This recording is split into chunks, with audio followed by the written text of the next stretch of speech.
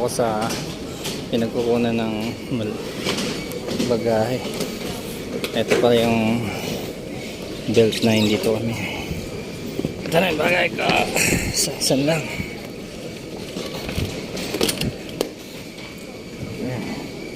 Nakaabang ako kanina sa belt 8. Nandito pa rin bagay ko. Ayan, dito na yung isa. Hindi ko naabot yung tray. Ayan, ito na. Parating na yung isa kong bagay. Maling belt yung nadaan. Nagtambayan ko, sayang din yung 5 minutes. Yeah. Yes. Napunta tayo ng train station. Sa baba na yung train station dito sa Oslo. Walking distance din lang. Ayan. Paspas.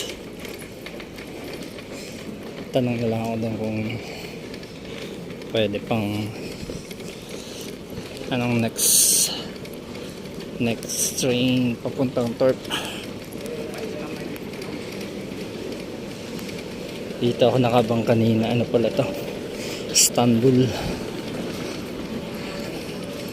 Ayan, dito tayo palabas.